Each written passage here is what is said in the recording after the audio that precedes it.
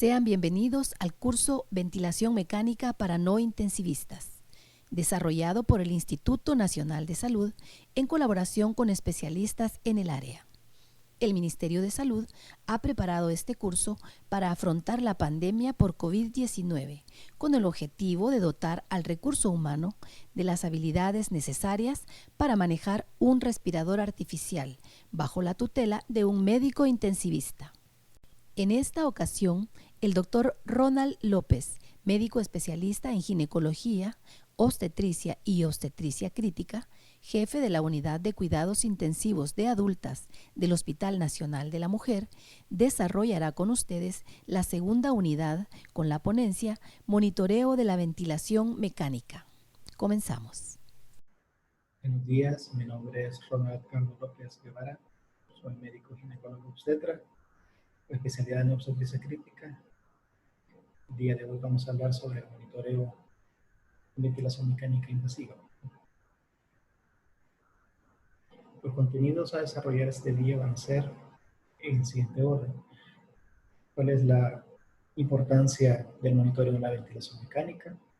La interacción paciente-ventilador, la interpretación de curvas, bucles y asas.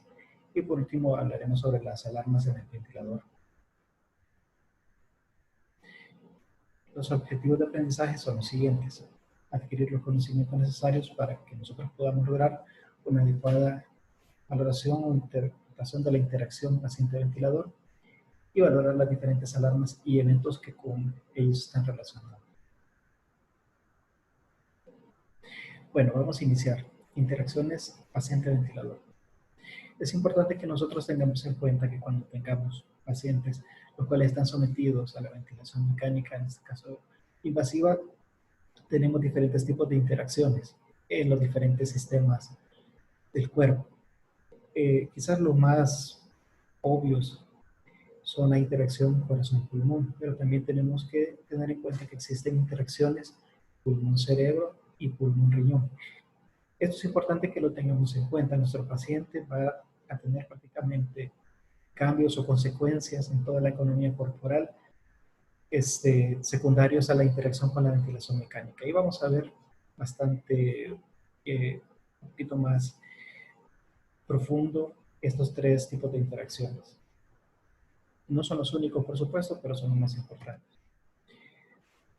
Para empezar, las interacciones entre corazón y pulmón, tenemos que tener en cuenta tres tipos de interacciones o eventos importantes.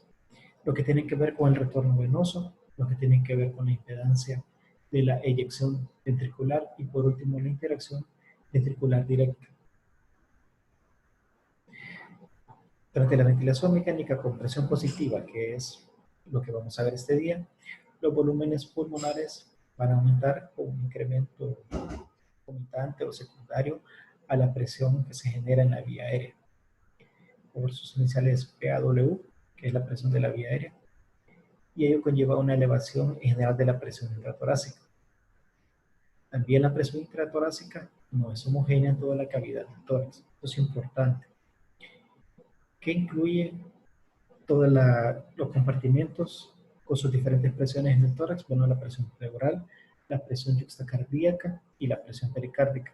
Tenemos que recordar lo siguiente: o sea, el tórax es un compartimento que tiene múltiples compartimentos dentro y cada uno de estos compartimentos tiene sus propias presiones. Al final, la suma de todas estas presiones nos da la presión intratorácica. O sea, no es una sola, sino que viene determinada por diferentes elementos. Ya sea que nuestro paciente tenga, por ejemplo, un neumotórax y aparte tenga un derrame pericárdico, por ejemplo, un hemopericardio. Todo esto puede sumar presiones y aumentar la presión intratorácica. Y vamos a ver cómo todo esto genera alteraciones específicamente de los tres parámetros que hablamos con anterioridad. Vamos a recordar: retorno venoso, impedancia de la eyección ventricular y por último la interacción ventricular directa. Ok, retorno venoso.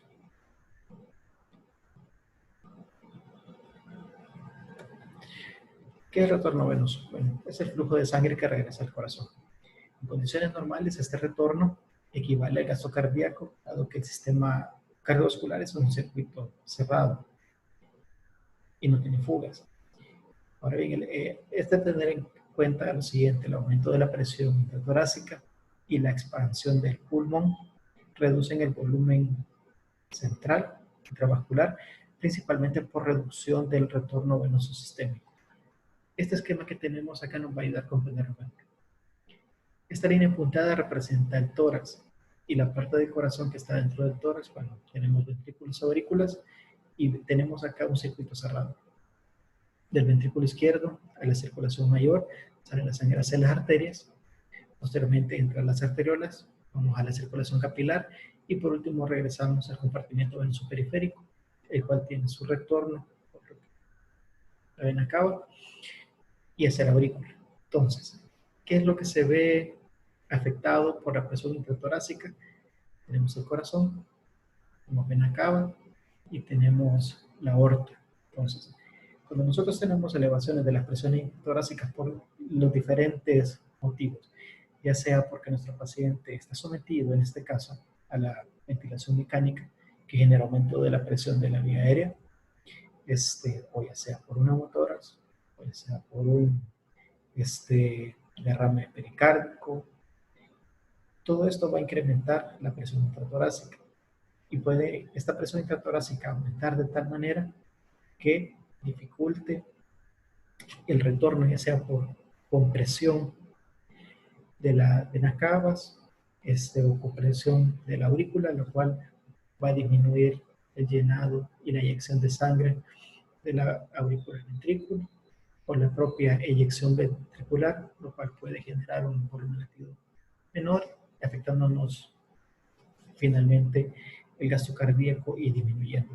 Entonces, el aumento de la presión intratorácica puede disminuir el retorno venoso. Este retorno venoso disminuido puede condicionar a que nosotros tengamos un gasto cardíaco menor. Hay de tener en cuenta que la presión positiva siempre va a aumentar la presión intratorácica. Entonces, más adelante, bueno, como ya se vio también en los videos anteriores y los temas anteriores, nuestro paciente que esté sometido a la presión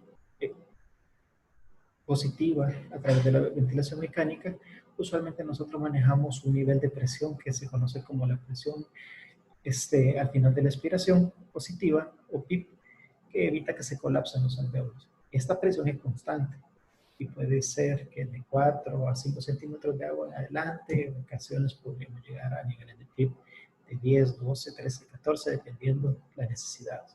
Entonces, entre más aumentan ese tipo de presiones, pues más nos aumenta la presión intratorácica.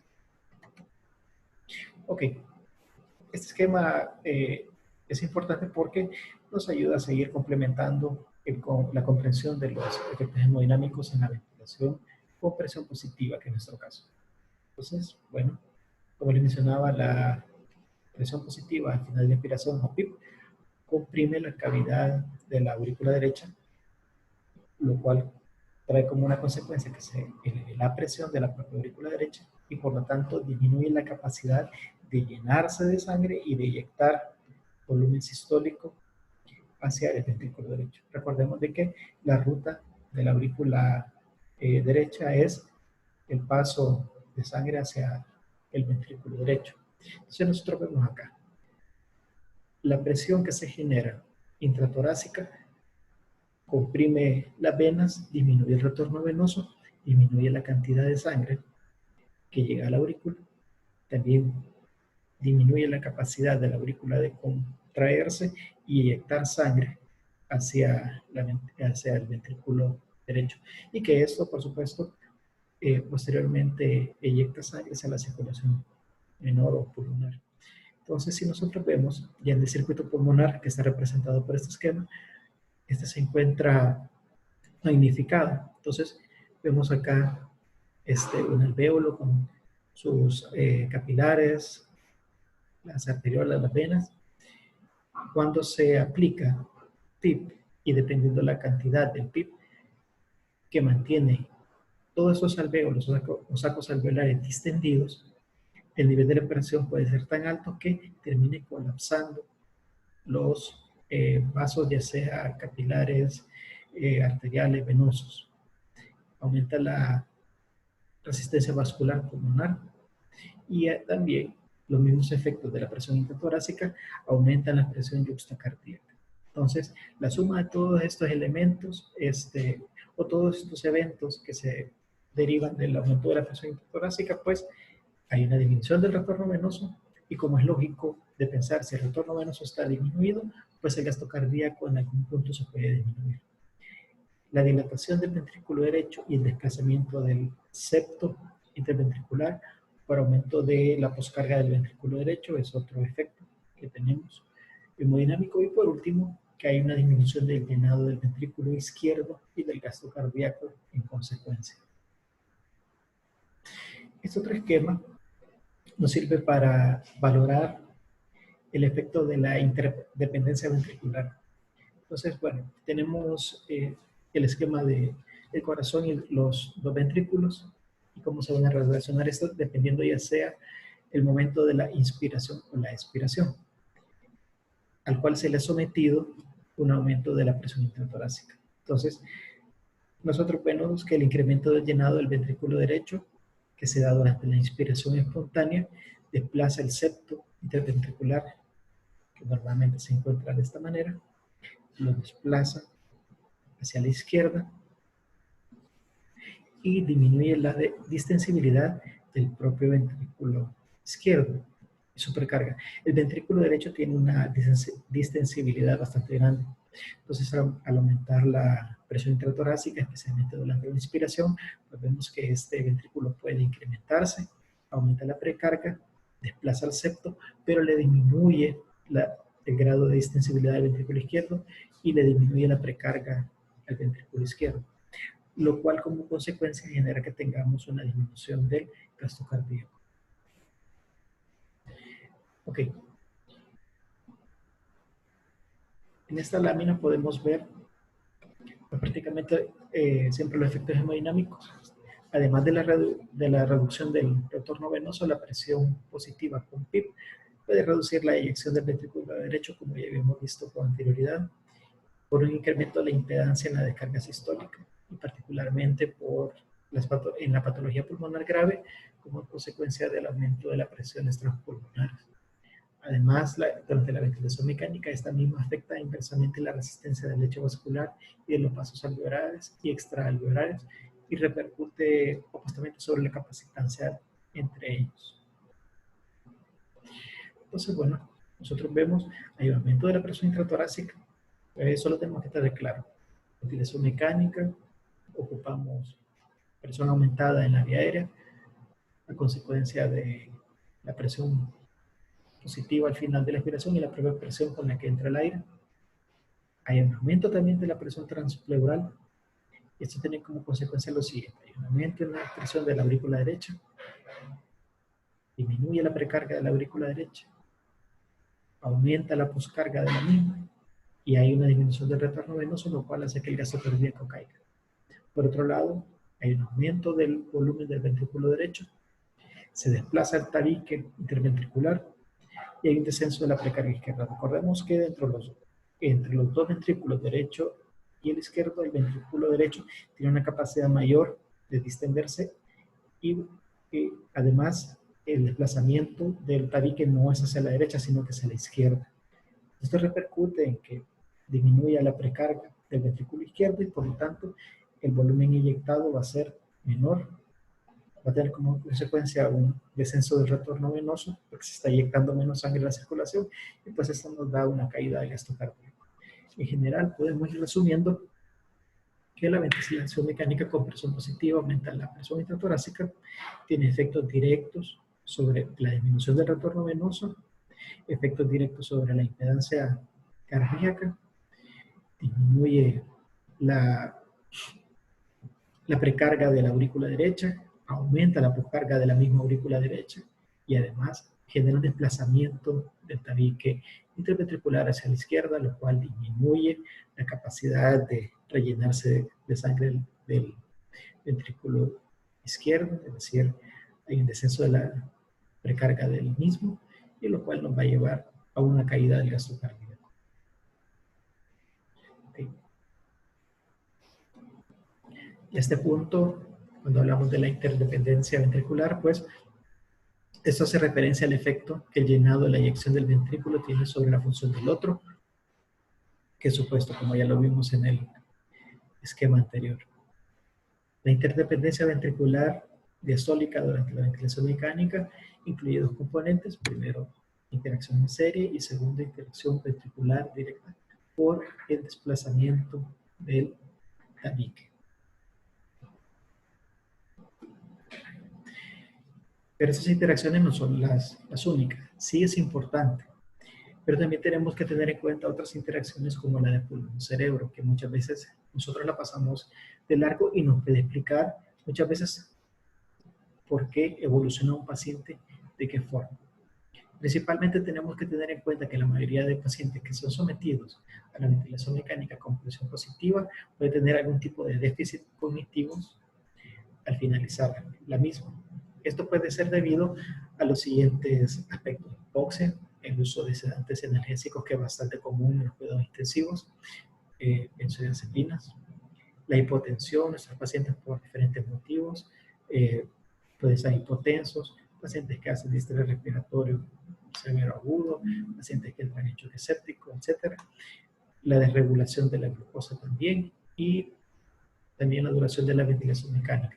Es decir, entre más tiempo tenga los efectos de la presión positiva, entre más tiempo pueda estar desregulado la glucosa, entre más tiempo lo mantengamos hipotenso, entre más tiempo utilicemos sedantes y analgésicos. También debemos recordar que nuestros pacientes, a pesar de estar sedados y con analgesia, hay bastantes aspectos de las unidades de cuidados intensivos que tienen una afectación posterior en el desenvolvimiento y la calidad de vida de los pacientes. Es decir, las unidades de cuidados intensivos prácticamente tienen todo el tiempo luz, hay mucho ruido de todos los profesionales que trabajan, las alarmas de los ventiladores. Entonces, todo esto hace que nuestros pacientes al final tengan bastante tipo de déficit cognitivos y secuelas de tipo psicológico. Este esquema parece bastante interesante de traérselos a ustedes, en lo cual más o menos tenemos el caso, por ejemplo, de un síndrome de distrés respiratorio del adulto. A nivel pulmonar ocurren ciertos triggers o ciertos eventos que envían algunas señales que terminan repercutiendo en el cerebro y nos dan al final alteraciones neurocognitivas y psicopatológicas. Podemos ver que tenemos tres vías. Hay una vía humoral, una vía neural directa y una vía celular.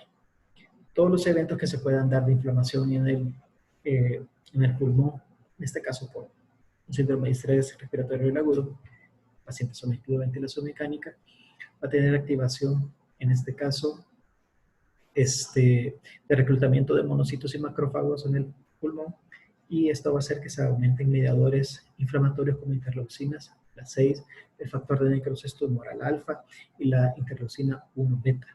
Todas estas, por vía humoral, pueden llegar hasta el cerebro de manera directa a los órganos circunventriculares sin necesidad de pasar por la barrera hematocefálica.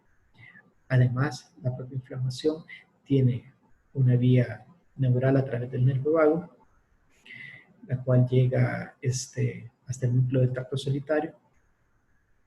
Y por último, también ahí tenemos la producción de factor de necrosis tumoral, siempre alfa. Y esta vía es regulada, es celular, y nos da la liberación de la MCP1 a nivel cerebral, que a su vez nos aumenta el reclutamiento de monocitos activados a nivel local ya cerebral y a nivel periférico. Y todo esto aumenta la inflamación que nosotros tenemos en el cerebro. Entonces nosotros, como podemos ver acá, quizás muchas veces no lo pensamos, pero el hecho de tener un paciente, por el motivo que sea, en ventilación mecánica con presión positiva, y más aún cuando tiene problemas como un síndrome de distrés respiratorio agudo, puede generar bastantes mediadores inflamatorios, ya sea por vías neurales directas, por vías humorales por vías celulares, ocasionarnos una inflamación a nivel cerebral, y lo cual posteriormente nos va a dar alteraciones neurocognitivas o psicopatológicas. No es raro tener pacientes que tienen alteración posterior a la ventilación mecánica y la salida de las unidades de cuidados intensivos en su ciclo circadiano, su ciclo de vigilia y sueño, pacientes que tienen posteriormente alucinaciones, pacientes que no pueden conciliar el sueño, tienen una especie de síndrome de estrés postraumático. Pues estas vías podrían explicarnos porque muchos de estos pacientes tienen este tipo de efectos que merman la calidad de la vida a la salida de las unidades de cuidados intensivos. Y por último, también dentro de los que les traigo hoy, porque no son las únicas, pero sí me pareció que es de lo más importante, las interacciones entre el pulmón y riñón que se dan durante la ventilación mecánica. No es nuevo esto, ya se conoce desde 1947 que hay una relación de efectos de la presión positiva en la ventilación mecánica sobre la función del riñón y la perfusión que recibe este riñón. Entonces, ¿qué es lo que tenemos? Bueno, el aumento de la presión intratorácica disminuye el flujo plasmático a nivel renal. Secundariamente nos da una disminución de la tasa de filtrado glomerular y consecuentemente disminuye el gasto urinario. La caída del gasto cardíaco que se puede dar, como ya habíamos revisado anteriormente, disminuye el retorno venoso, disminuye la impedancia cardíaca y el desplazamiento del tabique, que todo esto deriva en una disminución del gasto cardíaco, por lo tanto va a llegar menos sangre hacia el riñón, la parte de gasto cardíaco que le corresponde al riñón disminuye también, y se libera hormona antidiurética durante la ventilación con presión positiva. Tiene muchos factores, pero este es uno de ellos, lo cual hace que obviamente si está recibiendo menos perfusión a este riñón, el riñón lo que va a hacer es, bueno, disminuye su tasa de filtrado glomerular y va a tratar de retener sodio y agua, disminuyendo por lo tanto la diuresis o el gasto urinario. Aparte de esto, tenemos la disminución del estiramiento arterial, porque recordemos de que está disminuido la confianza o la capacitancia o el estiramiento de la aurícula, especialmente a la derecha, ya sea porque teníamos una disminución absoluta relativa del volumen intravascular o por la propia presión intratorácica que le genera a la aurícula derecha. Esto nos puede llevar como consecuencia a una disminución de volumen que se termina eyectando del ventrículo izquierdo a la circulación sistémica. Entonces al final tenemos un gasto disminuido.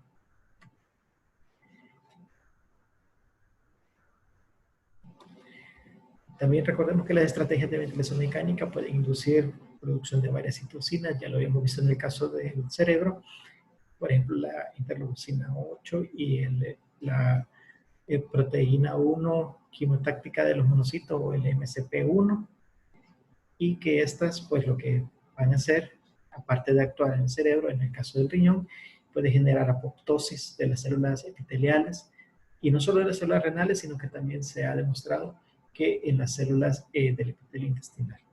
Entonces, esto puede explicar también por qué podemos tener consecuencias a nivel intestinal, pero en este caso principalmente renales. Y no solo debidas a la disminución de la perfusión renal, sino que un daño directo que genera apoptosis en las células epiteliales. Bueno, ya habiendo visto cuáles son las interacciones que se pueden dar entre nuestro paciente y la ventilación mecánica y sus consecuencias fisiopatológicas, vamos a entrar ya de lleno al monitoreo de la ventilación mecánica. Bueno, ¿por qué es importante? Obviamente cuando nosotros tenemos un paciente que se va a ver sometido a la ventilación mecánica invasiva, nosotros tenemos que estar monitoreando o vigilantes que los objetivos por los cuales hemos llevado a nuestro paciente a la ventilación mecánica se estén cumpliendo. Entonces, por lo tanto, tenemos objetivos terapéuticos y tenemos en la base diaria y durante el tiempo que nuestro paciente esté en ventilación, estar viendo que todos esos parámetros y objetivos se estén cumpliendo. Al final, ¿esto qué nos va a garantizar? Que no tengamos efectos adversos y por lo tanto todo el personal sanitario que se ve involucrado en la asistencia de estos pacientes, es decir, médicos, enfermeras y terapistas, debemos de estar capacitados para comprender por lo menos lo mínimo básico de la monitorización respiratoria. Ahora bien, la monitorización respiratoria, nosotros la vamos a hacer de dos maneras. Primero, el intercambio gaseoso pulmonar y segundo, la mecánica respiratoria. Todo paciente sometido a la ventilación mecánica debe de tener estos dos grandes grupos de monitoreo. Entonces, el primero, el intercambio gaseoso, es bastante sencillo de analizar, no vamos a entrar de lleno en él, pero tenemos que conocer que incluyen el análisis de los gases arteriales, la evaluación de la eficiencia de la oxigenación, la oximetría del pulso y la capnografía.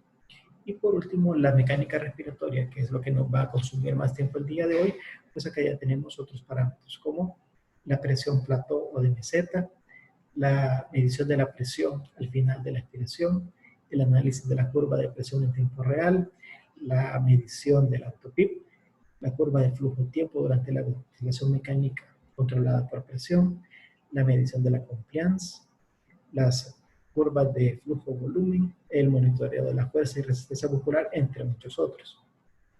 No los vamos a ver todos, pero sí es para que ustedes tengan ya la idea que tenemos dos grandes grupos de forma de monitoreo de nuestro paciente en ventilación mecánica. Primero el grupo del intercambio gaseoso y después la mecánica respiratoria. Bueno, el intercambio gaseoso, eso es importante porque al final nosotros lo que queremos con nuestra ventilación mecánica es tener efectos a nivel celular de los gases que se están dando los intercambios. Entonces, la gasometría arterial es el método habitual para evaluar este intercambio gaseoso. La oxigenación se evalúa por medio de la medición de la presión parcial de oxígeno, o la PaO2, y del porcentaje de saturación de la hemoglobina.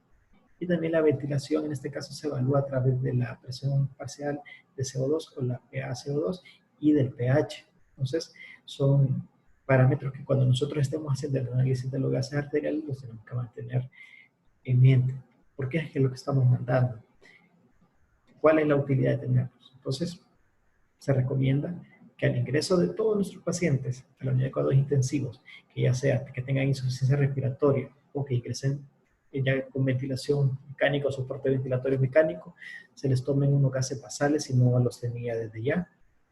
Y cuando hayan también cambios hemodinámicos importantes en pacientes que ya habían estado previamente estables y que nosotros vayamos a realizar modificaciones importantes de la ventilación mecánica, como cambio del modo ventilatorio, que se hagan cambios importantes en la PIP u otro tipo de cambios en los diferentes parámetros. Por ejemplo, que estemos aumentando la frecuencia respiratoria porque le queremos parar el CO2 a nuestro paciente, o porque nuestro paciente tiene un síndrome de estrés respiratorio severo agudo y que vamos a aumentar la PIP o vamos a realizar una ventilación en trono, pues nosotros deberíamos de tener un seguimiento con gases arteriales para ver si estamos logrando los objetivos que nos estamos proponiendo a nivel de intercambio gaseoso. Ok, tenemos la oximetría de pulso. Digamos que la oximetría de pulso es de los métodos más baratos, más rápidos y más a la mano que tenemos. Casi todo monitor de signos vitales tiene un oxímetro de pulso y nos está dando información de manera continua y en tiempo real. Sin embargo, esta oximetría de pulso pues tiene limitaciones. Entre ellas, pues es poco fiable para detectar hiperoxemia. Tiene un límite, o sea, no puede saturar más de 100%, no nos da una saturación superior a esa. Contrario a la gasometría arterial, que nosotros, bueno, nos puede reportar que tiene una saturación por arriba del 100%. No es útil para detectar hipoventilación alveolar. El hecho de que nosotros vayamos a alternar componentes de diferentes marcas y equipos puede alterar la fiabilidad de los valores. Normalmente todos los monitores traen sus propios oxímetros de pulso e inclusive puede ser que sean de la misma marca pero modelos diferentes. Usualmente pueden tener especificaciones diferentes los oxímetros de pulso. Desde que no entran en los mismos puertos en los que se conectan hasta como que no estén calibrados de la misma manera, por lo cual nos puede dar alteraciones en los valores de la oximetría que estamos obteniendo. Como pueden ser cambios sutiles de unos cuantos puntos porcentuales, pueden ser cambios grandes o definitivamente que no los podemos utilizar. También el efecto de penumbra, que pues la luz del infrarrojo no penetra completamente los tejidos y salga hacia el otro lado. Los colorantes intravasculares, si se pueden utilizar, pueden alterarla, o en el caso más común de las mujeres, el esmalte de uñas puede alterar la medición de la misma. La pigmentación de la piel también es importante, y esto, dependiendo de la raza de nuestros pacientes, bueno, y esto es especialmente importante en las regiones en las que hay personas de raza negra o con piel de color negro, porque la piel muy oscura puede alterar las mediciones. Y vamos a ver más adelante cuál es el porcentaje que se recomienda considerarlo como normal para ellos en la saturación de oxígeno. También se torna inexacta la medición en pacientes en condiciones de baja perfusión tisular, y en estos casos, pues, el óvulo de la oreja suele ser más fiable. No creo que todos los que han tenido la oportunidad de estar con un paciente choque séptico refractario con alta dosis de aminas vasoactivas, alta dosis de noradrenalina, adrenalina, pues eso disminuye la perfusión a nivel tisular periférica. Y si nosotros, por ejemplo, colocamos el oxímetro en los dedos, muchas veces están tan fríos y con coloración morada que prácticamente no tenemos perfusión ahí, y nuestro oxímetro pues ni siquiera va a detectar no nos va a dar una buena onda de pletismografía, que es la onda que nos da la oximetría de pulso, o simplemente ni siquiera va a detectar ningún tipo de oximetría y no nos va a dar valores. También su monitoreo es menos fiable en condiciones de anemia grave, pacientes con hemoglobina de 4 o 5, pues probablemente no nos va a dar valores fiables de saturación en oximetría. El movimiento del sensor puede producir artefactos o lecturas, es decir, si se golpea, si se está moviendo, si nuestro paciente, por ejemplo, está teniendo escalofríos, todo eso puede alterar la función del mismo. Y la alta intensidad de la luz ambiente también puede producir artefactos, pues es de tenerlo en consideración. Bueno, el uso del oxímetro de pulso es estándar en todas las unidades de cuidados intensivos, particularmente en pacientes que están ventilados de forma mecánica, y también una saturación de oxígeno mayor de 92% produce con bastante fidelidad una PaO2 y la gasometría arterial mayor de 60 milímetros de mercurio en pacientes de raza blanca, y una saturación por arriba del 95% en pacientes de raza negra. Bueno, no vamos a entrar en los detalles del intercambio gaseoso. También he dejado de lado la capnografía y la entrega de oxígeno. Sin embargo, es parte del monitoreo, pero en las condiciones en las que probablemente vamos a estar, creo que es más importante la valoración de los gases arteriales, que bueno, hay otras charlas en las cuales van a ver esa profundidad de la valoración de la gasometría arterial.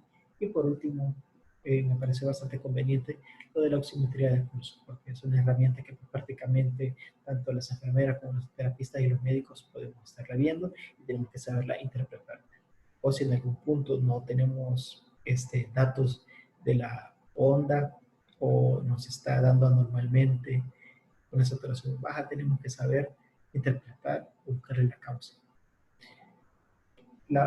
El otro gran grupo en cuanto al monitoreo de la ventilación es la mecánica torácica y pulmonar. Entonces, bueno, la mecánica pulmonar, ¿qué es? Es el conjunto de propiedades físicas que terminan con la expansión de los pulmones y de toda la caja torácica. Todos los ventiladores microprocesados, como son los que tenemos en la actualidad, nos van a permitir medir la presión de la vía aérea, el volumen y el flujo. Cuando se combinan todos esos parámetros en los microprocesadores de los ventiladores, nos permiten valorar diferentes propiedades a nivel pulmonar. Y hay condiciones que se valoran de manera estática y otras de manera dinámica. Entonces, bueno, tenemos la presión en la vía aérea proximal. Acá tenemos, por ejemplo, esos tres parámetros: la presión pico o presión máxima, que es la presión de la vía aérea, la presión meseta o plató, que es la presión que se da a nivel alveolar o pulmonar, y por último la presión de base o al final de la expiración, que es la suma del PIB y el autoPIB, que lo vamos a ver más adelante. Entonces, bueno, la presión pico, que es la máxima presión que se genera durante una inspiración y se mide en condiciones dinámicas. No hay un consenso sobre el valor a sobrepasar de la presión pico. Y también tenemos la presión meseta o presión plató, que esta lo que nos está diciendo es la presión que está a nivel de los alvéolos en un momento determinado o del pulmón. Y esta es una medición estática. Ya vamos a ver esto un poco más adelante. No debe sobrepasar los 30 centímetros de agua, idealmente debe estar por debajo de los 25. Entonces, esta es la presión inspiratoria que se genera luego de una pausa de 2 segundos durante la inspiración. Por eso es una presión estática. Es decir, normalmente esta pausa no es natural, sino que la generamos nosotros a través del ventilador mecánico y separa la inspiración en este momento. Por eso es de que es una medida estática. La dinámica de la presión pico. Esa no necesitamos hacer ninguna maniobra para lograr obtener su valor. ¿Cuáles son los requisitos para medir la presión de meseta o plató? Bueno, tenemos que tener a nuestro paciente en modo controlado, de ventilación controlado por volumen. El paciente debe estar totalmente adaptado al ventilador y debe de haber una ausencia en los esfuerzos musculares. Ok.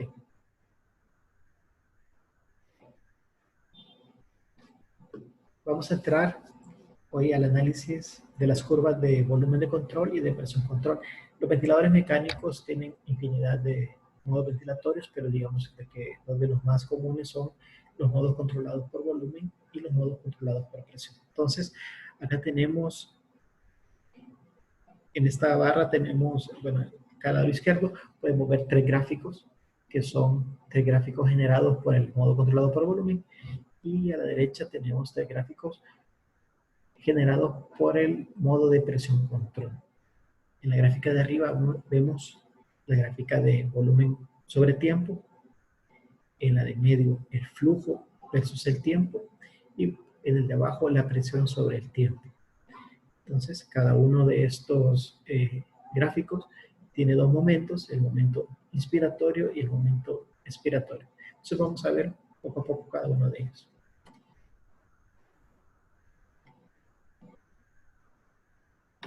Ok, acá lo que estamos viendo es, en la parte superior, el diagrama de presión-tiempo en un paciente que está en un modo controlado por volumen con flujo constante, y en el de abajo tenemos un diagrama de presión-tiempo, pero para paciente ventilado por presión control.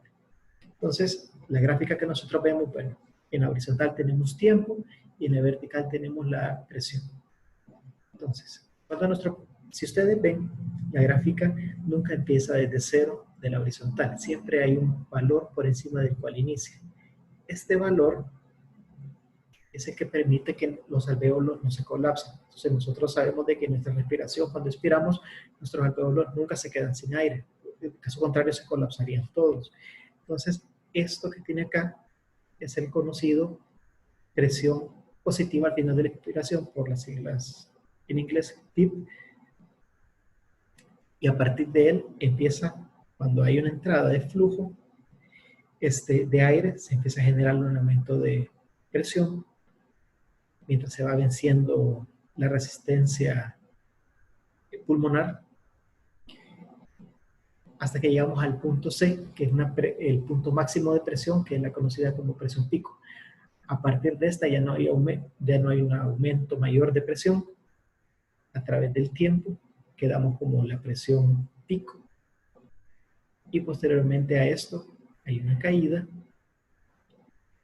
de la presión poco a poco hasta llegar nuevamente al nivel basal de presión, que nunca va a ser cero, que es el que nos tiene nuestra PIB. Pero nosotros vemos acá que tenemos algo que se llama la presión plató o meseta. Entonces, en esta curva lo que se ha generado es, durante la inspiración, alguien ha generado una pausa. Entonces, si nosotros cumplimos los requisitos del paciente que está ventilado por volumen control, bien acoplado al ventilador y que no hace esfuerzo respiratorio, podemos hacer una pausa de 2 segundos para generar esta meseta. Entonces nosotros podemos hacer diferentes valoraciones, ya sea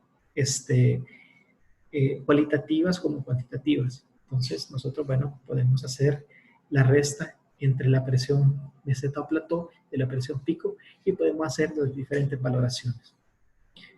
Este tipo de valoraciones no la podemos hacer si nosotros vemos abajo en el modo controlado por presión. Entonces, cuando tenemos nuestros pacientes, lo que vemos en la curva de presión-tiempo es lo siguiente. En la horizontal siempre tenemos tiempo expiratorio y posteriormente un tiempo expiratorio. La presión, bueno, nunca es cero porque siempre tenemos una presión de base que es el pico. Hay un incremento de la presión, nos mantenemos con toda esta presión expiratoria, se mantiene una presión constante hasta que hay una salida, cuando se termina el tiempo expiratorio, hay una caída rápida de la presión que dura todo el tiempo expiratorio hasta que tenemos un nuevo ciclo ventilatorio. No podemos hacer las mismas valoraciones en nuestro paciente que está controlado por presión que con nuestro paciente que está controlado por volumen. Sin embargo, para medir todo lo anterior, podemos momentáneamente cambiar a nuestro paciente de modo ventilatorio, de controlado por presión a controlado por volumen para hacer las mediciones. Es decir, sí se puede, pero hay que cambiar el modo, por lo menos para hacer las mediciones. Entonces yo les decía, bueno, hay muchas cosas que medir, pero principalmente tenemos la medición de la presión pico y la presión plató. Presión pico y la presión plató o de meseta. Entonces, si nosotros tenemos, este cuadrito nos habla sobre cómo hay que interpretar las posibilidades de las presiones altas en el modo controlado por volumen. Una presión pico alta puede significar que nuestro paciente esté en broncoespasmo, tenga secreciones en la vía aérea o el tubo, que tenga un tapón de moco en el tubo o en algún bronquio, o que la punta del tubo orotraqueal esté ocluida por el motivo que sea. Y la presión plató o meseta alta, pues dependiendo de qué tan agudo o qué tan subagudo o crónico sea el problema, puede ser debido a un neumotórax, a un edema pulmonar, a un síndrome de distrés respiratorio o a una neumonía. Okay, ¿qué otros factores afectan la presión plató? Bueno, la elasticidad del sistema respiratorio, el volumen tidal utilizado y el volumen pulmonar atrapado, que se conoce como autopico. Ok, entonces, si nosotros ya tenemos una idea básica de cómo se pueden medir algunos aspectos como el PIB, la presión pico, la presión plató, pues vamos a centrarnos en el monitoreo gráfico. Pues tenemos dos grandes grupos, las curvas y las asas bucles o loops. Entonces, bueno, es importante que tengamos en cuenta que las curvas vamos a ver tres. La curva de flujo-tiempo, la de volumen-tiempo y la de presión-tiempo. Entonces, las características que vamos a evaluar acá son flujo, volumen, presión versus el tiempo. Las asas bucles o loops,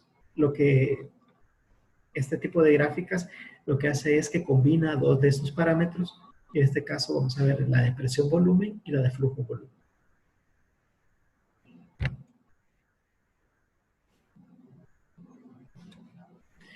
Ok. Acá tenemos la curva de flujo-tiempo. Tenemos que tener en cuenta lo siguiente. Tiene características bastante singulares. Si ustedes ven esta curva, a diferencia de la que vimos anteriormente. A diferencia de esta curva es la de presión-tiempo. Esta es la de flujo-tiempo. Esta es la única que es bifásica. ¿Qué significa? Tiene una parte que es positiva y una parte que es negativa.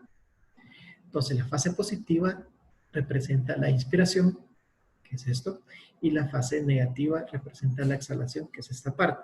Entonces, si nosotros la comparamos con la presión, con la gráfica de presión-tiempo, vemos que independientemente, ya sea la inspiración como la expiración, siempre están positivas.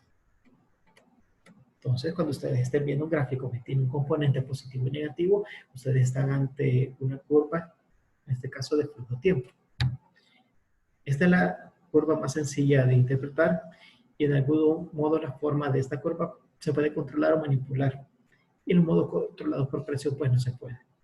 La inspiración con onda cuadrada tiene una tasa de flujo constante y la expiración en este caso es pasiva y depende de las características propias del paciente. Entonces, si nosotros vemos acá, bueno, hay una entrada de flujo en la inspiración, se mantiene entrando el flujo de manera constante y luego una caída del flujo. Cuando termina la inspiración, cae a la horizontal y cuando exhala nuestro paciente y empieza el tiempo expiratorio, pues es negativo. ¿Por qué es positivo y negativo? Recordemos de que los ventiladores generan una presión que es positiva.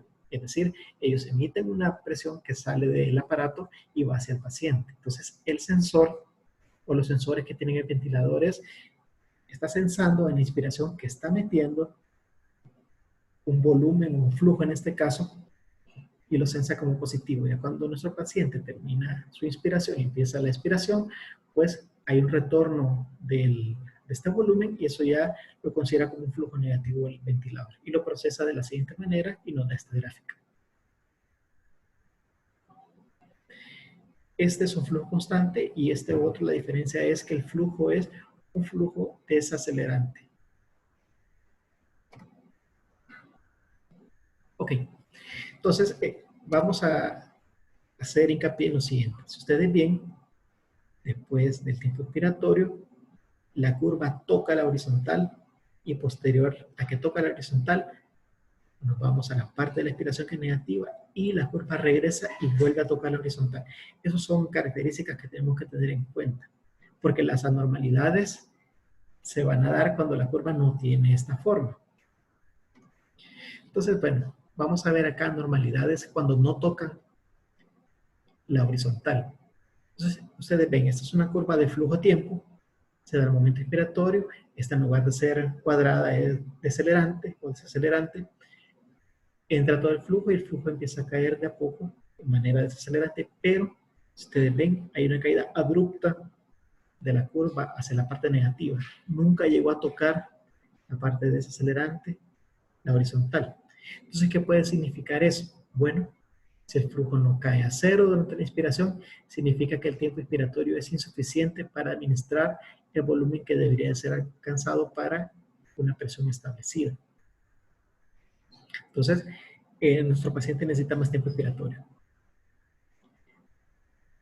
Este otro caso es diferente. Entonces, nosotros vamos viendo que el flujo entra, tiene siempre un patrón desacelerante.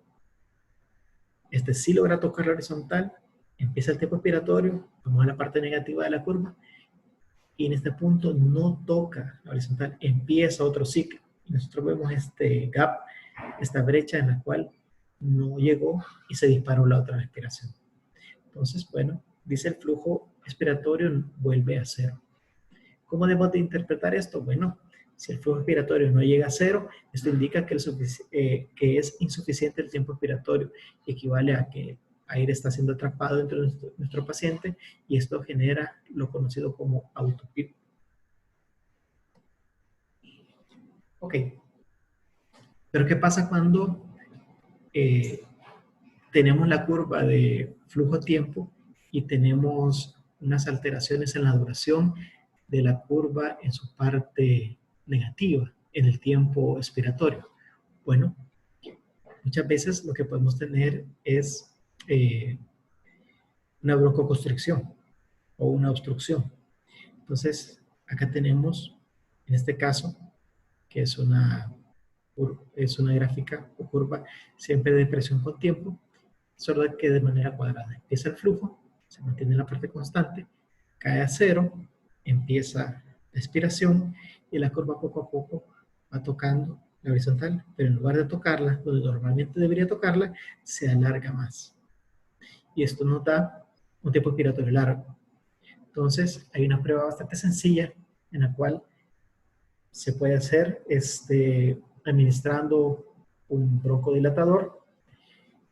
Y si después de la administración del broncodilatador tenemos nuevamente el inicio de la curva, el flujo constante, termina el tiempo de la inspiración, empieza la expiración y se acorta a lo que normalmente teníamos de tiempo expiratorio largo, Entonces nosotros hacemos el diagnóstico que en este caso teníamos una broncoconstricción. Entonces, bueno, ustedes ya pueden tomar decisiones terapéuticas, sí, empiezan a dejarle broncodilatadores en aerosol, en spray, o si se los dejan sistémicos, ya es una cuestión, ya son opciones terapéuticas que no vamos a entrar en eso, pero sí pueden hacer el diagnóstico puesto. Obviamente, si ustedes escuchan a su paciente, lo ocultan, porque recordemos que no tenemos que dejar la clínica de lado, pero si tenemos nuestros pacientes que pues tienen sibilancias y ven esta curva de esta manera, pues ya pueden prácticamente sellan el diagnóstico que su paciente tenía un broncoespasmo, una broncoconstricción. Entonces, bueno, recordemos la gráfica en la A, esta es la primera que vimos, hay una obstrucción. En este caso vemos una situación en la que hay un broncoespasmo, el pico de flujo expiratorio se acorta y el tiempo en el cual se cumple la expiración se prolonga. Acá se hizo una prueba terapéutica y ya vemos en B que después del uso de broncodilatador el pico de flujo expiratorio aumenta y el tiempo en el que se tarda en expirar el aire inspirado se acorta. Y por último tenemos la curva de volumen-tiempo. Recordemos, es una curva positiva también, o la curva de presión-tiempo. La única curva que es bifásica, recordémoslo, es la curva de flujo-tiempo. ¿Cuáles son sus características? Bueno, siempre es positiva, ya sea en inspiración o expiración. Entonces nosotros se parece bastante a la curva de Gauss o a la campana de la distribución normal. Como este es un volumen, esta sí empieza y termina en horizontal en cero, empieza aumentando el volumen hasta que llega al máximo del volumen que entra a los pulmones. Acá termina la inspiración e inmediatamente empieza la caída con la expiración. Ok, entonces el punto máximo de la curva marca el final del tiempo expiratorio y ese mismo punto marca el retorno al tiempo de expiratorio. Se puede detectar fugas de volumen cuando la curva no regresa a la horizontal y si la curva baja la horizontal puede significar que nuestro paciente está haciendo un esfuerzo de exhalación activo. ¿Qué significa esto? Bueno, esto es lo normal.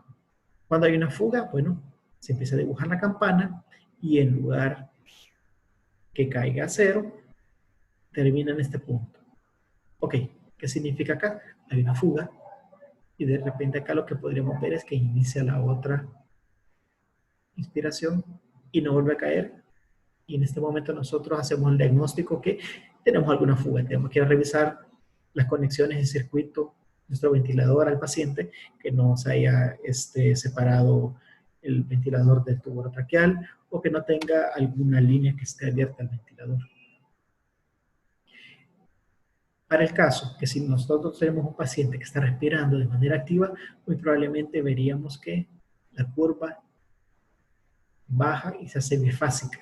Y si se llega a ser bifásica, significa que nuestro paciente está haciendo una exhalación activa. Puede ser el caso que nosotros lo veamos en los pacientes que están en modos asistidos de ventilación. Ok, tenemos esta misma gráfica de volumen-tiempo. Y acá donde pues, nuevamente lo vemos, es la fuga de aire, empieza a caer y de repente no toca la horizontal, sino que inmediatamente inicia otra respiración. Cae e inicia otra respiración. Entonces recordemos, hay una fuga de aire, no toca la horizontal. ¿Cuáles son las acciones? Bueno, hay que verificar que el sistema esté completo del circuito, las conexiones, el humidificador, etc. Entonces, tanto médicos como terapistas deben ir a revisar el ventilador para ver que todo esté bien y hacer las correcciones para que nuestro paciente no tenga complicaciones. Por último, tenemos la curva de presión-tiempo. Ok. Esta, como les mencionaba, siempre ser positiva. El punto más bajo de la curva es la de la presión mínima y que si tenemos PIP, la presión mínima es el PIP. Normalmente nosotros vamos a programar nuestros ventiladores para que tengan un nivel de PIP, por lo tanto nunca va a caer a cero. La parte más alta es la presión pico, también conocida como la PIP, que también se menciona como PIP, que es la presión inspiratoria pico o presión pico, y también conocida como presión máxima o presión pico. Todos son sinónimos. Entonces, nosotros, bueno, tenemos presión en la parte vertical y tenemos tiempo en la horizontal. Esta fue con la que iniciamos la exposición. Entonces, hay un aumento de la presión, llega a una presión pico, si le hacemos una pausa expiratoria de una meseta y posteriormente la expiración hasta que llega al nivel basal del PIB. Acuérdense que este nunca llega a cero, o sea, este gráfico tiene un error porque llega a cero, nunca llega a cero. Y eso es en el caso de la respiración mandatoria, es decir, cuando el paciente no está haciendo ningún esfuerzo. Si nuestro paciente está haciendo esfuerzo, ya sea porque está asistida o está ya en el destete, pues acabamos de tener probablemente una curva quintifásica. Ok, entonces este es el esquema de nuestra curva de presión-tiempo. No hay una caída a cero porque tenemos siempre un nivel de presión basal, que es la presión positiva al final de la expiración, conocida como PIP, con 2E. Posteriormente hay un aumento de la presión en la vía aérea, que posteriormente se dispara, hace una rampa, hasta que llega a un punto máximo, que es de la presión pico. Después hay una caída. Nosotros en este punto podemos medir la meseta, hacer una pausa expiratoria, y después hay una caída nuevamente hasta la basal, que es la PIB. Entonces, así se interpreta este tipo de gráficas. Tenemos que tener en cuenta que los valores importantes a analizar son presión pico, meseta y la PIB. En la gráfica que habíamos visto, no nos vamos a detener en ella. Les recuerdo, si tenemos una presión pico alta, pensemos en broncoespasmo, secreciones, tapones de moco o que esté obstruida la punta del tubo. Por eso es importante que nosotros diariamente o cuando estemos revisando a nuestro paciente, porque esto es un continuo, veamos, bueno, la placa del día, veamos cómo está ese tubo. Tiene intubación selectiva, está muy metido, está tocando la carina. Puede ser que nuestro paciente necesite una aspiración porque tiene muchas secreciones o porque está en broncoespasmo. Y si la presión meseta o plató es la que está alta, pensemos, bueno, este pulmón no tiene distensibilidad. ¿Por qué? Porque tenemos un neumotórax, porque nuestro paciente está en edema pulmonar, porque estamos en un distrés o porque tiene neumonía nuestro paciente y ha disminuido la confianza. Entonces, bueno, esta es la gráfica siempre de presión-tiempo y acá me gusta porque nos esquematiza lo siguiente. Tenemos que durante el ascenso de la gráfica sobre la PIB hasta llegar a la PIP, que es la presión pico, todo esto nos habla sobre problemas de resistencia. Entonces, si tenemos una presión pico incrementada, estamos hablando de resistencia en la vía aérea. ¿Y qué nos puede resistencia en la vía aérea? Broncoespasmo, secreciones, tapones de moco, o que se nos tape o ocluya la punta del tubo orotraqueal. Y con la medición de la presión plató o meseta, si esta es muy alta, estamos hablando de que hay presión de distensión elevada o presión alveolar incrementada. ¿Qué tenemos que pensar? Bueno, si tenemos una presión plató alta, vamos a ver la placa, veamos si no tiene un neumotórax. Nuestro paciente está en edema pulmonar, esto también puede aportar el terapista cuando lo aspiran. Mire, doctor, vemos de que le estamos sacando secreción espumosa, rosada, como en agua de sandía del tubo al paciente. O si tenemos un síndrome de estrés respiratorio agudo, cuando nosotros examinamos a nuestro paciente, mandamos los gases arteriales y podemos hacer algunas relaciones como el PAFI o índice de Kirby y nosotros vemos su valor.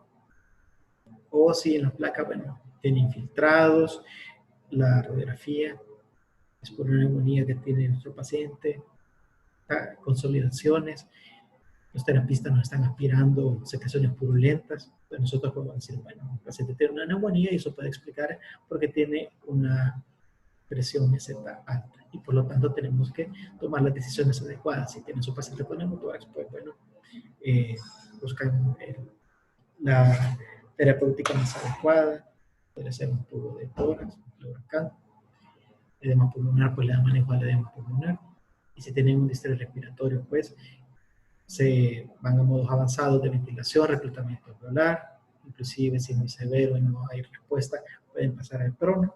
Y si la neumonía, pues el esquema antibiótico adecuado para la misma. Ok, entonces, más de lo mismo, tenemos la misma curva, solo que en este caso es la normal. ¿Cómo vemos una presión pico incrementada? Bueno, en realidad el inicio de la curva hasta que llega a la presión pico es muy alta y hay un gran diferencial con la presión meseta. Usualmente suele ser más de 5 centímetros de agua para tener una presión pico incrementada. Pensemos como siempre, cuerpos espasmos, secreciones, cuerpos extraños, obstrucciones o acodamientos del tubo. Y la otra es, bueno, tenemos la presión pico, pero entre la presión pico y la presión plató o meseta tenemos una diferencia muy baja, está muy recortada. En este caso es la presión plató la que está incrementada, que es lo que hay que ir a buscar. Bueno, problemas como edema pulmonar, atelectasia, neumonía, neumotórax, distrés respiratorio, fibrosis pulmonar. Bien.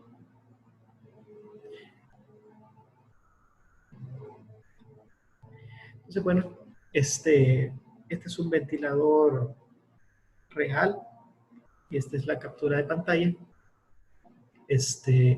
Nosotros vemos acá lo siguiente.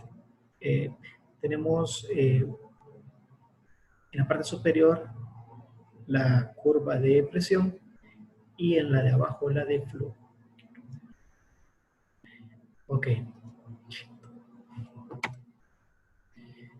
Entonces le voy a dejar correr el video para que ustedes puedan apreciar algunas cosas. Se lo voy a adelantar a este paciente, si ustedes lo ven. Bueno, todos los videos y las curvas que van a ver de este paciente son reales, fueron tomados el día de ayer y son en dos modos diferentes. Entonces van a ver un punto en el cual el paciente estaba haciendo esfuerzo respiratorio y uno en el que el paciente no hace el esfuerzo respiratorio, sino que está en modo controlado. Esta es ya una gráfica tomada aproximadamente unas 12 horas después con el paciente que no estaba haciendo esfuerzo respiratorio.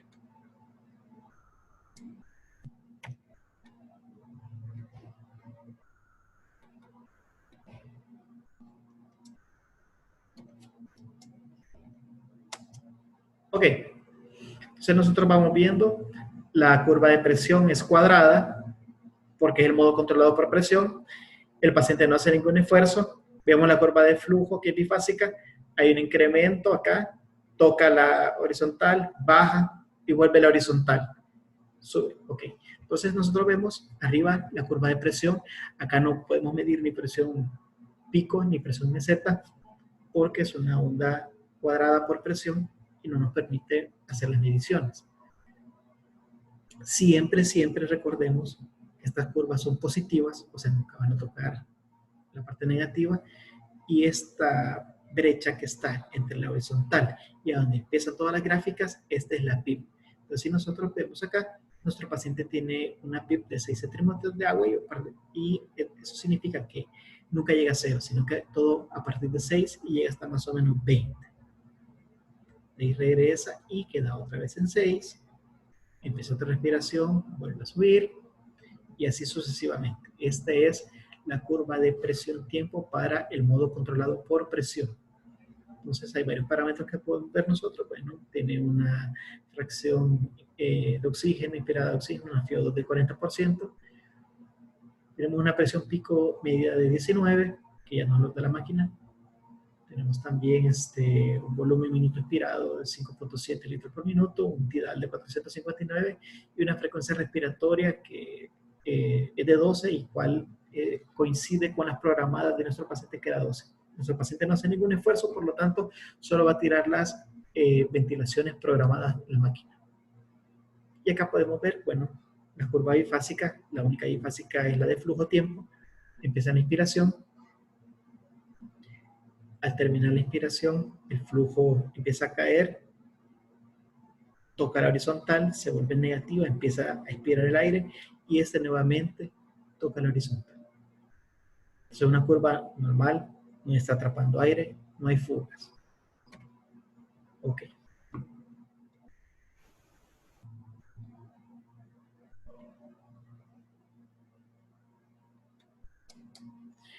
Ok, este otro Perdón.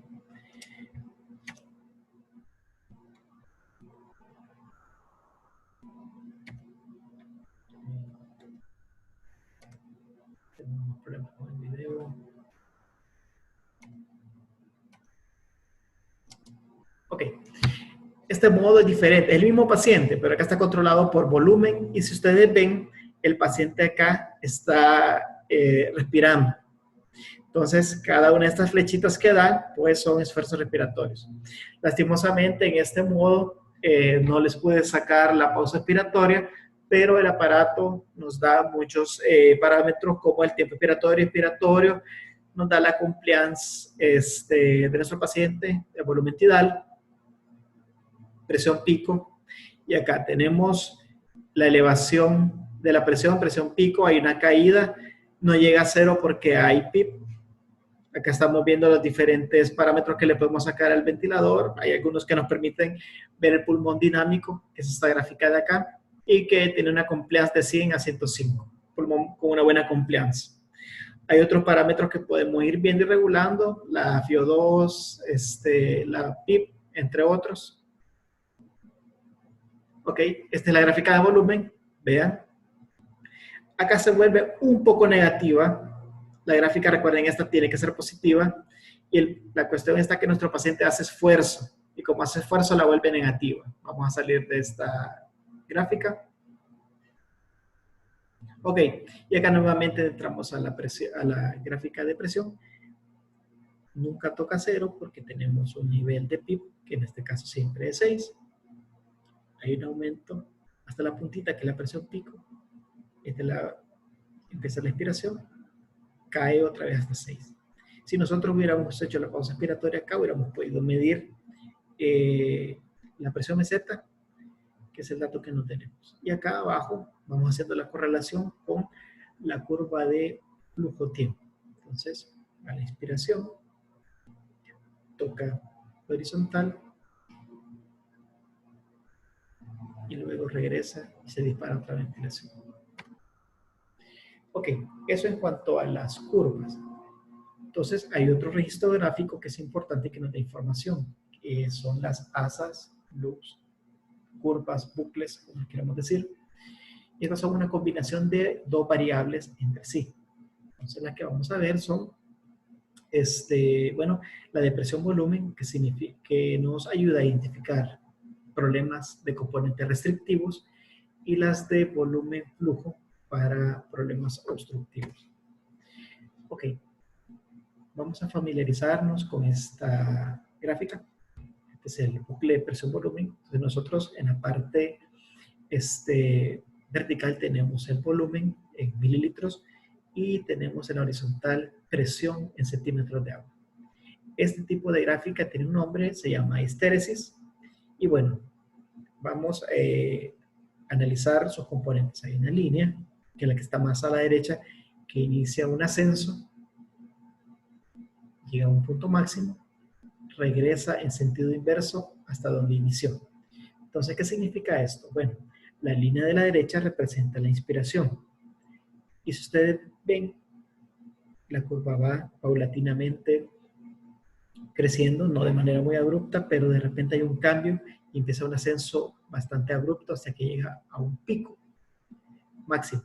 Después de este empieza la curva y regresa en sentido más hacia la izquierda, pero lleva como en la forma inversa a lo que hizo inicialmente. Empieza poquito a poquito a caer y de ahí una caída brusca hasta que llega al inicio. Entonces, ¿cómo vamos a interpretar esto? Bueno, la línea que está más a la derecha representa la inspiración y la que está más a la izquierda la expiración. Entonces, ¿por qué está más a la derecha la inspiración? Ok, si ustedes se van fijando, entre más a la derecha va una línea, significa que esto genera mayor presión en centímetros de agua. Esto significa que para abrir el pulmón y los alvéolos se necesita una presión muy superior, porque la inspiración lo que hace es pierde presión. Entonces la gráfica regresa porque está perdiendo la presión. Cuando expiramos, exhalamos el aire y pues ya este aire ya no genera la presión sobre la vía aérea y va cayendo, que es un fenómeno más pasivo. Entonces, bueno, a considerar, la línea de la derecha representa la inspiración y está de este lado porque, como les expliqué, da a entender que el pulmón cuesta más insuflarlo y por eso requiere mayores presiones. Si se compara con el izquierdo, que es un fenómeno pasivo, el punto más alto, esto representa la presión pico, y el punto más bajo es la pico. Porque acordémonos que el pulmón nunca se va a desinflar por completo y nunca va a perder por completo su presión. ¿Ok? Entonces, para que nosotros lo tengamos en la misma gráfica, solo que de una manera diferente. Y esta gráfica tiene otros dos componentes que no se los enseñé en la vez anterior. Tenemos un punto de inflexión, bueno, son dos puntos de inflexión, uno superior, uno inferior. El punto de inflexión inferior, que prácticamente correspondería acá, que es cuando nosotros vamos viendo un cambio de la curva, que posteriormente se hace de una manera más abrupta, ya no es tan horizontal y empieza más vertical. Llegamos a la presión pico máxima, empieza pasivamente a desinflarse el pulmón, empieza a perder presión y de repente hay una caída más abrupta, que este es el punto de inflexión superior, hasta la caída y que llegamos nuevamente al punto de inicio. Entonces, el punto de inflexión superior es lo contrario al inferior. ¿Y el inferior qué significa? Que es el punto en el cual el pulmón aumenta la presión, pero no entra volumen. Cuando se vence este punto, el volumen entra. Y la manera para entenderlo, o el ejemplo más sencillo es el siguiente. Es como cuando uno tiene una vejiga, estas larguitas, y uno inicialmente la trata de inflar. Al principio cuesta. Entonces uno genera una presión, pero no hay flujo. Pero hay un punto en el cual uno logra vencer la presión, la resistencia, perdón, que le ofrece esta vejiga o globo, y posteriormente ya entra el aire, o sea, entra un flujo. Ese punto en el cual se rompe la resistencia y empieza a haber flujo, ese sería el equivalente al flujo el punto de inflexión inferior de esta histéresis.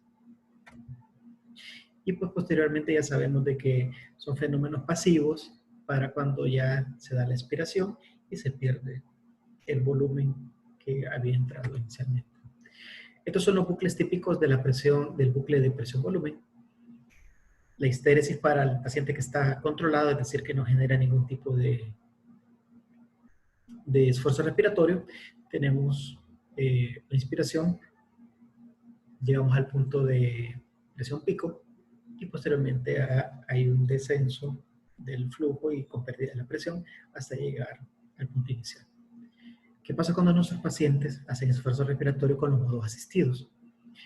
Recordemos que cuando un paciente genera un esfuerzo hace una presión negativa porque está inspirando y sensa el aparato que el paciente chupa aire, por decirlo de manera común, y eso se grafica de manera negativa. Entonces, los pacientes que están asistidos hacen un bucle en forma de pescadito.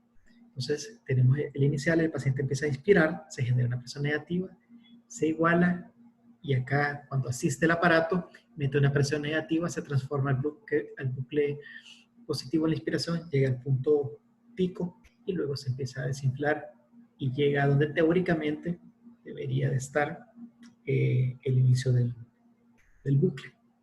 Y cuando da otra respiración, el paciente lo inicia con presión negativa, la máquina lo asiste y sigue la inspiración. Cuando nosotros veamos esta forma de pescadito, nuestro paciente está respirando. Y el espontáneo, pues, es prácticamente un esfuerzo negativo que genera en el sentido de las agujas del reloj. Entonces, nuestro paciente inspira y prácticamente tenemos este óvalo sobre el eje vertical. El paciente inspira, fenómenos pasivos de expiración, regresa al inicio del bucle y así sigue. Sentido de las agujas del reloj. Ok, ¿qué pasa cuando tenemos una fuga de aire? Entonces nosotros esta histéresis de la volumen-presión, vemos de que la colita no llega a cero, sino que se pierde. Entonces nosotros vemos esta parte que no la completa, es decir, no llega a este punto de inicio, sino que se inicia una respiración, llega al punto, a la presión pico, regresa a nuestro gráfico y no vuelve a regresar a donde inicia el bucle. Esto significa que nuestro paciente tiene una fuga. Cuando nosotros veamos el bucle en el ventilador y que nos hace ese tipo de gráfica, nuestro paciente hay una fuga. Por el motivo que sea, hay que ir a revisar todos los circuitos y conexiones. Entonces, bueno, este es el bucle normal. Este es la compliance o complacencia de nuestro pulmón. ¿Cómo vamos a interpretar patrones patológicos? Esto es sencillo. Okay. Es la tendencia o la gráfica. Esta, que inicia de una forma bastante normal, pero que tiene alargadito al final, como que nos hace un boomerang, eso significa que está sobredistendiendo. ¿Por qué? Porque ya no genera más presión y mete más volumen, más volumen, más volumen, más volumen. La presión ya deja de incrementar y después hay fenómenos pasivos de relajación. Cuando vemos este estilo de boomerang, aunque la parte superior sea larga, nuestro pulmón está sobredistendido. Hay que tener cuidado y hacer las modificaciones necesarias para evitar un trauma por volumen, un volutrauma en nuestro paciente. Cuando la compliance está reducida, es decir, tenemos un pulmón rígido, la histéresis es de la siguiente manera: hay una línea bastante recta y después de la presión de pico, como el pulmón no se distendió tanto, no es tan elástico, no hace una curva de regreso más pronunciada, sino que bien delgada. Entonces tenemos esta forma bien delgadita con un pulmón que está rígido, que puede ser el caso de los edemas pulmonares, el distrés respiratorio, las neumonías. Cuando las resistencias están aumentadas, pues bueno, tenemos este bucle que es más gordito, o sea, se parece bastante al bucle normal, solo que está más ensanchado. Y por último, la resistencia a la expiración. Inicia nuestro bucle de manera normal, pero el fenómeno de expiración o de salida de aire llega a tocar hasta la vertical porque el aire se está atrapando. Entonces cuesta que lo saque. Entonces nuestro paciente puede estar reteniendo aire porque tiene un broncoespasmo o por cualquier otro motivo. Entonces, todo este tipo de bucles es necesario analizarlos porque muchas veces nos hace los diagnósticos o nos puede dar las pistas de qué es lo que está pasando. Y por último tenemos el bucle de flujo-volumen. Este corre en sentido de las agujas del reloj, es decir, vamos hacia la derecha y regresamos. O sea, hacemos este sentido. Entonces acá tenemos el volumen en la horizontal y el flujo en la vertical. Entonces nosotros vemos que entre más volumen, empieza el flujo a aumentar y posteriormente empieza a entrar el volumen. Cuando el flujo para y se detiene, el volumen se hace negativo y empieza a salir hasta que regresa nuevamente y se inicia otra inspiración. Ok, entonces los pacientes que están respirando espontáneamente tenemos un bucle bastante redondito, es como un óvalo. El paciente empieza la inspiración, el flujo empieza a incrementar, el volumen empieza a entrar, llega a un punto en el cual se termina el flujo y el flujo se hace negativo porque se empieza a perder y el volumen también empieza a perderse porque el paciente está expirando. Entonces tenemos esta gráfica. Nuestro paciente en volumen controlado, que quizás va a ser de los que vamos a ver de manera más común, no tienen esta forma ovalada, sino que es como más cuadradita al final, a la derecha, y tiene esta curva que regresa de una manera bastante pronunciada en la expiración, como que fuera una ballenita. Y en la asistida tiene una forma bastante similar en el inicio de la inspiración, solo que en la inspiración, como hay fenómenos más activos, pues se da de esta manera. Ok, entonces acá tenemos diferentes patrones para que nosotros los vayamos analizando de este bucle. El normal, pues ya lo vemos, es como un óvalo. Cuando este óvalo se achata, pues nosotros podemos inferir que el pulmón tiene un volumen reducido, aunque tenga una compliance preservada. Cuando nuestro bucle no se completa y súbitamente la inspiración termina por la vertical sin tocar nuevamente el inicio del otro ciclo, acá hay una fuga en el circuito. Y por último, bueno, acá tenemos varios ejemplos, pero el otro que es bastante común es en el cual se encuentran secreciones en la vía aérea. Esto es importante porque muchas veces nuestro paciente puede estar desadaptado, puede estar dando problemas, una presión pico alta, lo que sea, porque tenemos secreciones en la vía aérea. Entonces, si nosotros vemos este bucle y al final abajo está como dentado y luego regresa, nosotros vemos bien irregular, no es un patrón uniforme, sino que es como dentado o aserrado. Acá lo más adecuado es decirle al terapista respiratorio que nos aspire a nuestro paciente para ver si corrige el bucle. Y también nos da una muestra de los cuidados que se le han estado dando de aspiración de la vía aérea por parte de los terapistas. Otra curva importante es la siguiente. Bueno, acá tenemos enfermedad obstructiva de la vía aérea que atrapa aire. Entonces, muchos pacientes nos queda atrapando aire en la vía aérea, por ejemplo, los asmáticos que están en crisis, estos nunca llegan a tocar la horizontal, a diferencia de la fuga, que la fuga toca abruptamente la horizontal sin llegar al inicio del bucle. Este tampoco toca el inicio del bucle, pero se queda acá, como queriendo. Entonces, eso significa que nuestro paciente está atrapando aire. No lo saca del todo y cuando inicia la siguiente. Expira, pero no expira todo el aire y inicia el otro ciclo respiratorio. Ok, por último, ya casi terminamos. Vamos a las alarmas de ventilador. Ok, tenemos que tener en cuenta lo siguiente. Las alarmas son sofisticadas, están incluidas en los ventiladores modernos.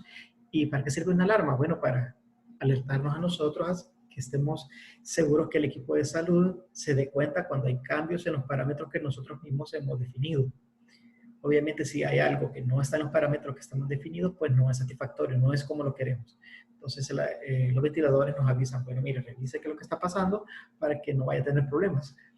Si el paciente o el ventilador operan fuera de estos parámetros que fueron considerados apropiados por el médico, o ocurre un mal funcionamiento que se genera por el ventilador, la fuente de gases o los tubos o circuitos del ventilador, estas alarmas que ya vienen incluidas, nos van a alertar sobre el problema y así deberíamos de tomar acciones para evitar complicaciones.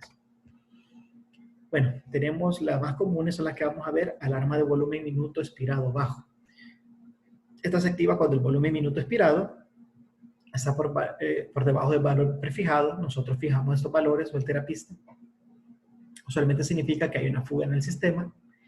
También puede ser que el balón no esté suficientemente inflado o se haya roto, o si el balón migra hacia la laringe. Y también puede activarse en pacientes que tienen neumotórax o un tubo de tórax, en los casos de unas fístulas broncopleurales que pierden bastante aire a través de la fístula. También hay una alarma de volumen inspirado alto, por ejemplo en la hiperventilación por cualquier causa, o porque le estamos fijando un límite muy bajo de la alarma de volumen inspirado alto. Entonces tenemos acá una tabla en la cual se nos dan los dos contextos: volumen expiratorio bajo y volumen minuto expiratorio alto. Bajo, pues se desconecta el ventilador, hay fuga en las conexiones, tenemos conexiones en Y, alteraciones en el circuito humidificador, el balón desinflado roto con fuga, que migre el tubo o el balón hacia la laringe, hipoventilación, fístula broncopleurales grandes en pacientes con tubo de tórax, o que en realidad el ventilador tenga un mal funcionamiento. Y en el caso contrario, con un volumen alto, pues dolor, ansiedad, hipoxemia, acidosis metabólica, producción excesiva de CO2, fiebre, estado hipercatabólico y mal funcionamiento del ventilador. La alarma del límite de presión de la vía aérea alta es otra, y esta se da o se activa cuando el ventilador inmediatamente cicla a la expiración, finalizando la inspiración. Este límite usualmente se establece de unos 10 a 15 centímetros de agua sobre la presión pico. Entonces, obviamente nosotros, si nos recordamos de la curva de presión, tenemos una presión pico, presión máxima, que ya tiene un límite. Y usualmente, si nos pasamos de unos 10 a 15 centímetros de lo que establecimos como normal, se va a activar. Causas, pues, secreciones, tapón de moco, acodamiento del tubo traqueal, paciente que muerde el tubo, o que el tubo migre a intubación selectiva porque se obstruye, que el paciente esté tosiendo,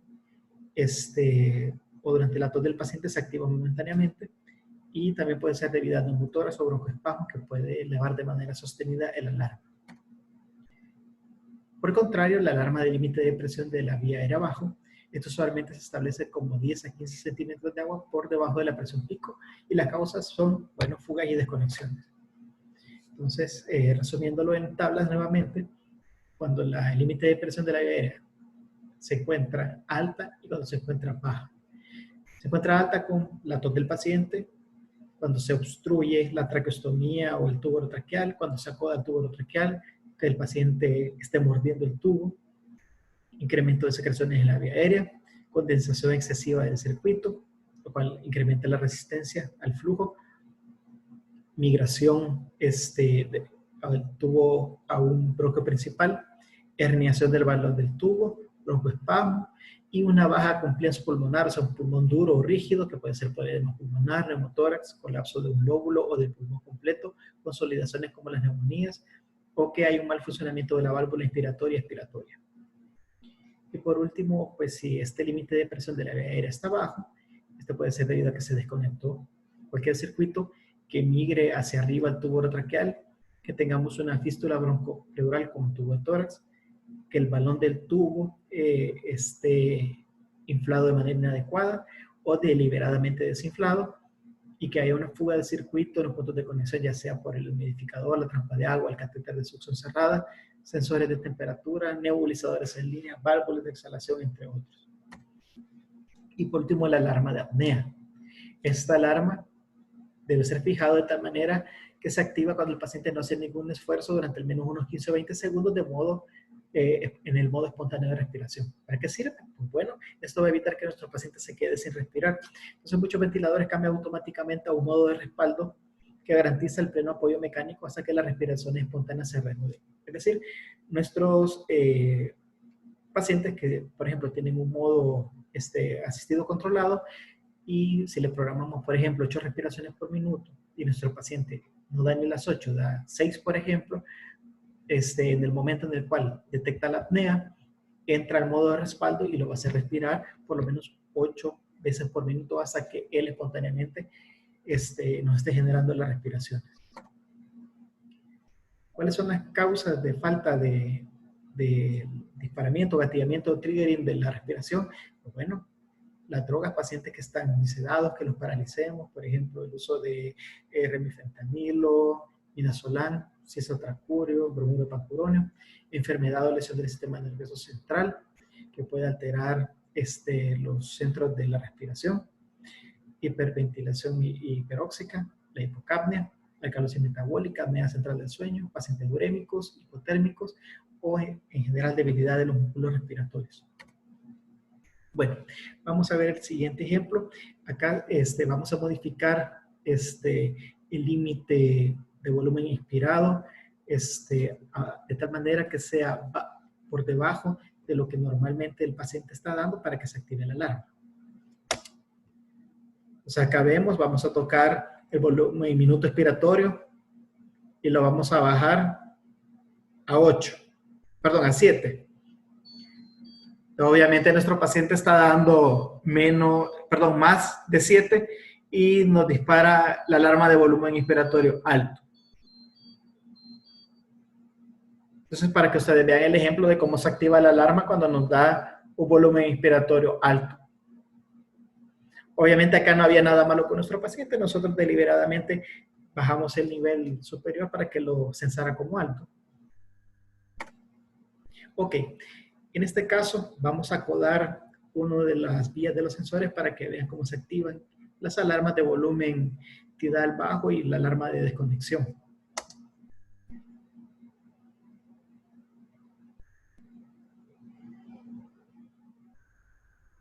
Ok, si ven las gráficas hay una caída del volumen tidal, ya no genera presión, no genera flujo, volumen tidal cae a 0.